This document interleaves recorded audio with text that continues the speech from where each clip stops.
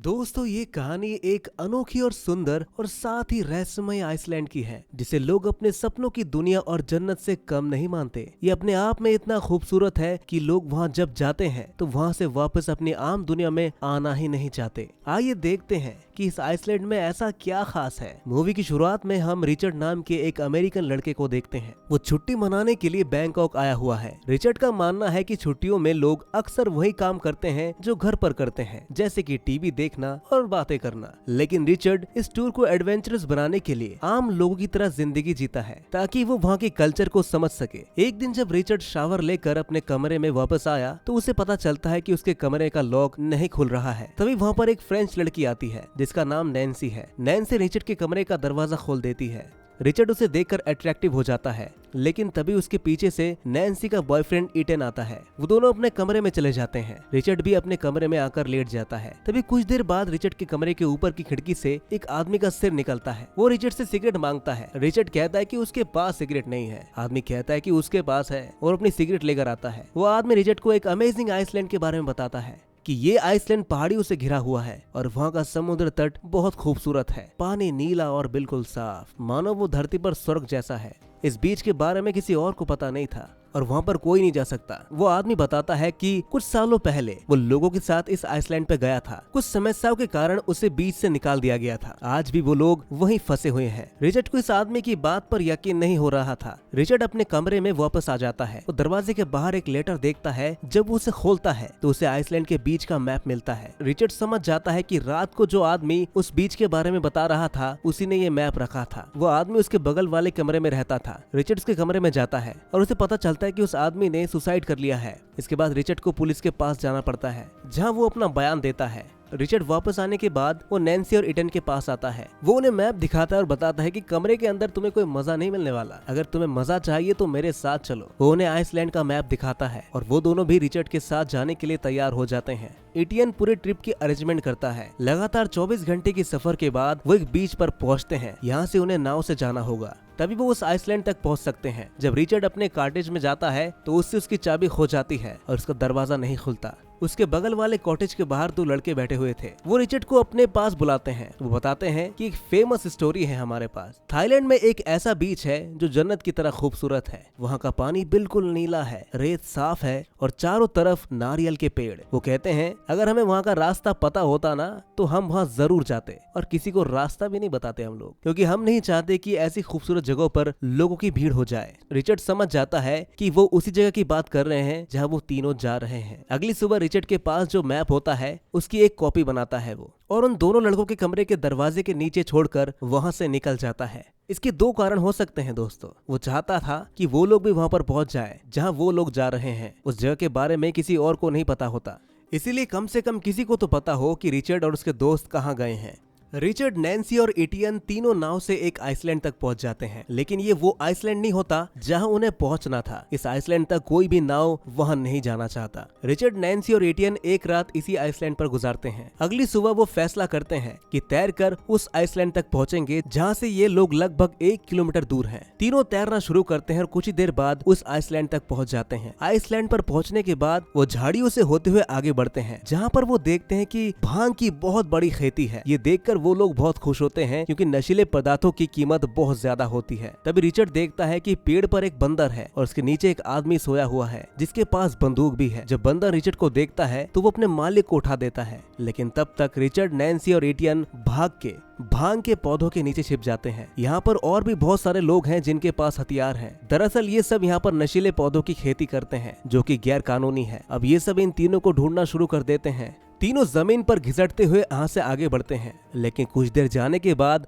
उनका रास्ता खत्म हो जाता है, क्योंकि यहाँ पर एक बहुत ही ऊंचा झरना है जहाँ से कूदने से उनकी मौत तक हो सकती थी। इतनी ऊंचाई से कूदने पर अगर पानी में गहराई नहीं हुई तो जमीन से टकराने की वजह से उनकी मौत हो सकती थी। रिचर्ड और ईटियन आपस में लड़ना शुरू कर देते हैं, लेकिन तभी नैन्सी इन दोनों के बीच से पानी में कूद जाती है। इसके बाद एक एक करके वो दोनों भी पानी में कूद जाते हैं। यह तीनों पानी में खूब मजे करते हैं और दूर से एक आदमी ताली बजाता है। वो कहता है कि मुझे इस पानी में कूदने में बहुत वक्त लगा था। इसके बाद वो आदमी उन्हें अपने साथ ले जाता है। वो सब एक छोटी सी बस्ती में पहुंच जाते हैं। ये बस्ती यात्रियों ने बसाई है, जो यहाँ पर घूमने के लिए नहीं बल्कि हमेशा के लिए रहने के लिए आए थे। ये बहुत ही खूबसूरत जगह था जहाँ कोई तकनीक नहीं है। यहाँ लोगों के पास ना तो मोबाइल मोबाइल है, ना टीवी और ना ही इंटरनेट। ना कोई ऑफिस जाता है और ना ही कोई किसी तरह का काम करता है। सिर्फ लोग अपना पेट भरने के लिए काम करते हैं। जिस तरह से ईश्वर ने इंसान को बनाया था, यह इंसान बिल्कुल ठीक उसी तरह से रहते हैं। यह इन सबका एक लीडर भी है जिसका नाम है साल। अब इन तीनों को साल के पास ले जाया जाता है। साल उनसे पूछती है कि तुम्हें ये मैप किसने दिया। रिचर्ड बताता है कि मेरे पास वाले कमरे में एक आदमी था जिसका नाम डेफी था। उसने मुझे एक मैप दिया था, लेकिन अब वो इस दुनिया में नहीं रहा। साल उसे बताती है कि उसी ने इस जगह की खोज की थी, लेकिन बाद में वो उदास हो गया था। साल उनसे पूछती है कि क्या तुमने इस जगह के बारे में, इस मैप के बारे में किसी और को बताया। तीनों मना कर देते हैं कि हमने इस बारे में किसी को नहीं बताया। जबकि रिचर्ड ने इस मैप की कॉपी 2 लड़कों के कमरे के बाहर रख दी थी। साल इस मैप की कॉपी को जला देती है जो रिचर्ड के पास थी। वो कहती है कि हम नहीं चाहते कोई भी बाहरी इस दुनिया में आए। अगले दिन ये सब यहाँ के बीच की तरफ जाते हैं। ये बीच चारों तरफ से चट्टानों से घिरा हुआ था। यहाँ का पानी इतना साफ था कि मानो आईना जैसा हो। रिचर्ड इस जगह को देखकर वहीं पर स्तब्ध होकर बैठ जाता है। वो हैरानी से चारों तरफ देखता है क्योंकि उसने धरती पर इससे खूबसूरत जगह कहीं नहीं देखी थी। ये सचमुच धरती का स्वर्ग है। अब यहाँ पर इनके 3 दिन बीत जाते हैं। वो पुराने तौर तरीकों से मछलियां पकड़ते हैं, अलग अलग तरह की गेम्स खेलते हैं। यहाँ पर इस तरह की आजादी थी, कोई भी नियम नहीं है यहाँ पर। जब भी इन्हें शहर से कुछ चाहिए होता है तो वो यहाँ से मेरी नामक एक नशीला पदार्थ जिसकी खेती वो खुद करते हैं शहर ले जाते हैं और उसके बदले अपनी जरूरत की सामान ले आते हैं। साल इन्हें बताती है कि यहाँ के जो लोकल इंसान है वो शुरू में इस जगह में आए थे। उन्होंने उनसे कहा था कि तुम इस जगह रह सकते हो, लेकिन बाहर से कोई भी नहीं आना चाहिए यहाँ पर। वो उन लोगों के इलाके में नहीं जाते और वो लोग यहाँ पर नहीं आते। रिचर्ड नैन्सी को बहुत ज्यादा पसंद करता है। वो उसे इनडायरेक्टली कहता है, लेकिन वो जानता है कि नैन्सी और एटियन एक दूसरे से प्यार करते हैं। वो दोनों गर्लफ्रेंड बॉयफ्रेंड हैं। एक रात को नैन्सी रिचर्ड को अपने साथ बीच पर चलने के लिए कहती है। वो बताती है कि वो उसे पसंद करती है। ये दोनों एक दूसरे के साथ मेकआउट करते हैं। अगले दिन एटियन को ये बात पता चल जाती है, इसलिए वो रिचर्ड से लड़ता है। साथ साथ वो नैन्सी से भी ब्रेकअप कर लेता है। नैन्सी से ब्रेकअप करने के बाद अब नैन्सी और रिचर्ड दोनों एक साथ हैं। एक दिन यहाँ पर बहुत बारिश होती है। बारिश में मछली पकड़ना बहुत मुश्किल होता है। कोई भी समंदर के अंदर नहीं जाना चाहता, लेकिन रिचर्ड अकेला ही समंदर के अंदर चला जाता है। कुछ देर बाद वो देखता है कि बीच से सब लोग उसकी तरफ हाथ हिला रहे हैं। उसे कुछ समझ में नहीं आता। जैसे ही वो अपने पीछे देखता है तो वो देखता है कि बहुत बड़ी शार्क उसकी तरफ आ रही है। रिचर्ड को लगता है कि उसकी जिंदगी अब खत्म हो चुकी है, लेकिन अगले ही पल उसे एहसास होता है कि हार मानने से कुछ नहीं होगा। उसे अपनी आखिरी सांस तक लड़ना होगा। उसके पास जो चाकू था उससे वो उस शार्क पर हमला कर देता है और उसे मार डालता है। इस बहादुरी के कारनामे के बाद यहाँ इस टापू पर जितने भी लोग हैं वो सभी के सभी रिचर्ड की वाहवाही करते हैं। वो एक तरफ से उनके बीच हीरो बन जाता है। अब यहाँ पर इनके पास जितना भी चावल था वो सब कुछ सड़ चुका था। इसीलिए यहाँ जो उनकी लीडर साल है वो रिचर्ड को कहती है कि तुम मेरे साथ शहर चलने वाले हो ताकि हम जरूरत की सामान वहाँ से ला सके। यहाँ पर सभी लोग अपनी जरूरत की सामान रिचर्ड को लिखवाते हैं। रिचर्ड साल के साथ शहर चला जाता है। शहर पहुँचने के बाद उसे एहसास होता है कि वो किस जन्नत से यहाँ पर आया है। शहर में चारों तरफ शोर है, नशा है, लड़ाई है, इसीलिए वो जल्दी से जल्दी वापस अपने जन्नत में जाना चाहता था। उसे एक बात का एहसास और होता है कि उस आइसलैंड को क्यों इतना छुपा कर रखना चाहिए, क्योंकि सबको इस आइसलैंड के बारे में पता चल गया तो वो जगह भी इसी जगह की तरह हो जाएगी। और रात को जब रिचर्ड और साल एक बार में थे तभी वहाँ पर 2 लड़के आते हैं जिन्हें रिचर्ड ने मैप दिया था। उनके साथ कुछ लोग और भी थे। वो रिचर्ड को कहते हैं कि तुमने हमें उस जन्नत का मैप दिया, हम बहुत जल्द उस जगह जाने वाले हैं। रिचर्ड कहता है कि वो एक मजाक था, वहाँ पर कोई भी ऐसा आइसलैंड था ही नहीं, ये सिर्फ एक कहानी है। लेकिन वो लोग उसकी बातों पर यकीन नहीं करना चाहते। साल को ये बात पता चल चुकी थी कि रिचर्ड ने उस जगह के बारे में किसी और को भी बताया है। वो रिचर्ड से एक सौदा करती है कि मैं तुम्हारा राज ही रखूंगी, इसके बदले में तुम्हें मेरे साथ सोना होगा। रिचर्ड को साल के साथ सोना पड़ता है, जिसके बाद अगली सुबह सारा सामान लेकर वो लोग वापस फिर से उसी आइसलैंड पर वापस आते हैं जहाँ सब कुछ पहले की तरह नॉर्मल हो चुका था। एक दिन शार्क इनके 2 लोगों पर हमला कर देती है जो मछली पकड़ने के लिए पानी में गए थे। इनका एक आदमी बुरी तरह से जख्मी हो चुका था और दूसरा वहीं पर मारा जाता है। उसकी हालत ऐसी नहीं थी कि वो शहर तक जा सके और साल डॉक्टर को यहाँ पर आने की परमिशन नहीं दे रही थी क्योंकि वो नहीं चाहती कि इस जगह का राज दुनिया के सामने खुले। वो आदमी 2 दिनों तक दर्द से चिल्लाता रहता है। उसके दर्द के चिल्लाने की आवाज से सबका मनोबल टूटना शुरू हो जाता है। इसलिए सब ये फैसला करते हैं कि वो उसे जंगल के बीचों बीच छोड़ देंगे। हालांकि एटियन ऐसा करने से साफ मना कर देता है, पर उसकी कोई नहीं सुनता और उसे जंगल में छोड़ दिया जाता है और एटियन उसी के पास रुक जाता है। और उसे जख्मी आदमी के यहाँ से दूर जाने के बाद एक बार फिर से पहले की तरह खुशनुमा माहौल हो जाता है। सब यहाँ पर लाइफ को एंजॉय करना शुरू कर देते हैं। एक रात को जब रिचर्ड सो रहा था